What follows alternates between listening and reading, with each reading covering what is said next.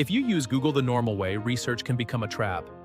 You open 10 tabs, read half of 3 articles, save a few links, copy random notes into a document, then 30 minutes later, you still do not have a clear answer. That is the problem AI tools can help solve. Not by replacing your thinking, and not by blindly trusting the first AI answer, but by helping you understand a topic faster, organize messy information, compare ideas, and turn research into something useful. The mistake most beginners make is using AI like a magic answer machine. A better way is to use AI like a research assistant. You ask better questions. You summarize faster. You organize your notes. You check what might be missing. And then you make the final decision yourself. In this video, I'll show you the best types of AI tools for research and learning, how beginners can use them, and a simple workflow you can use for school, work, content creation, or personal learning. By the end, you'll have a practical system for learning faster without getting lost in endless tabs. Let's start with the first category, AI search and answer tools. These tools are useful when you want a quick explanation, a summary of a topic, or help understanding where to begin. For example, tools like ChatGPT, Gemini, Claude, Microsoft Copilot, or Perplexity can help you ask questions in plain English. Instead of searching one short keyword, you can ask a full question. For example, explain the basics of compound interest for a beginner, or give me a simple overview of how solar panels work, or what should I understand before learning no-code automation? This is useful because AI can give you a starting point quickly. But here is the important rule. Do not stop at the first answer. Use AI to understand the topic, then check important details from reliable sources. AI is great for learning structure. It is not a replacement for judgment. The second category is AI summarizing tools. This is one of the biggest time savers for research. If you have a long article, a report, a PDF, meeting notes, or a transcript, AI can help you turn it into something easier to understand. You can ask, summarize this in simple language, or oh, give me the 5 most important points, or turn this into a beginner-friendly study guide. This is helpful for students, professionals, business owners, and content creators. Instead of reading everything line by line first, you can get the structure quickly. Then you decide what deserves deeper attention. A good prompt is, summarize this text for a beginner. Include the main idea, key points, and anything that needs fact-checking. That last part matters. You want AI to help you learn faster, not make you lazy. The third category is AI note organization. Research becomes messy when your information is scattered. One idea is in a browser tab. Another is in a PDF. Another is in a YouTube video. Another is in your own notes. AI tools can help turn scattered information into organized sections.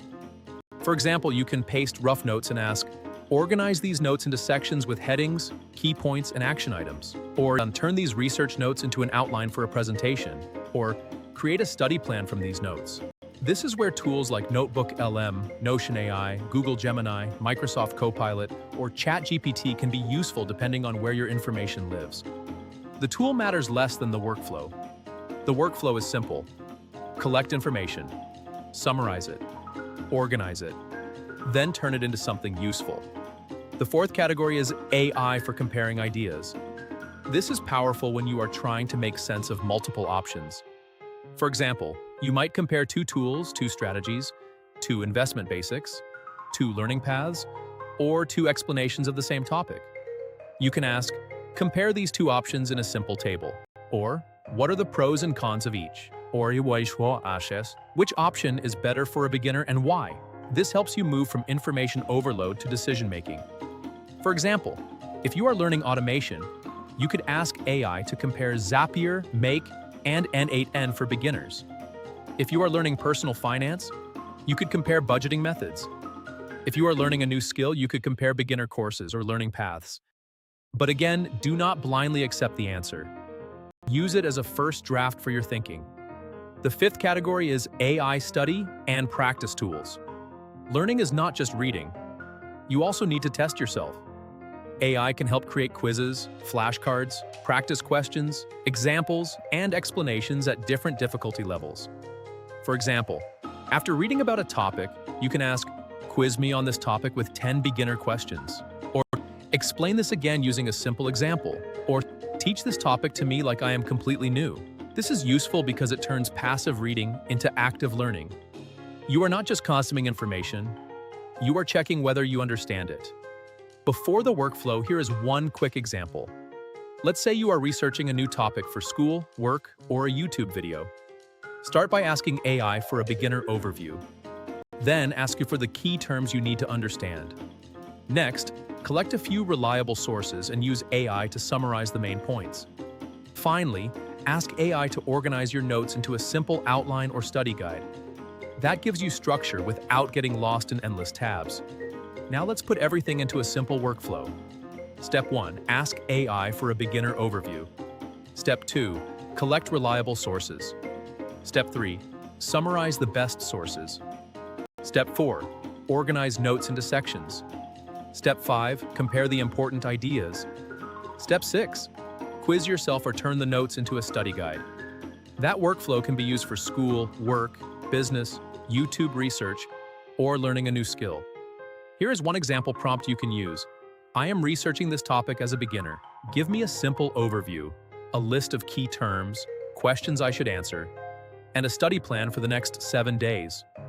That one prompt gives you a starting point, structure, and next steps. Before we finish, here's the biggest mistake beginners make. They ask AI one question and treat the first answer as final. Do not do that. Use AI like a research assistant. Ask follow-up questions. Request simpler explanations. Ask for examples. Ask what might be missing. And verify important facts before using them in school, work, finance, health, or business decisions. AI can save a lot of time, but your judgment still matters. The best way to use AI for research and learning is simple.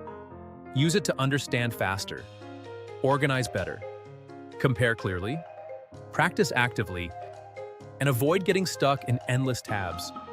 If you want a full beginner workflow for using AI to research YouTube video ideas, school topics, or business decisions, leave it in the comments. I may turn it into a future AI Daily tutorial. If this helped, subscribe to AI Daily for simple AI tools, ChatGPT prompts, and productivity workflows for beginners. Thanks for watching, and I will see you in the next video.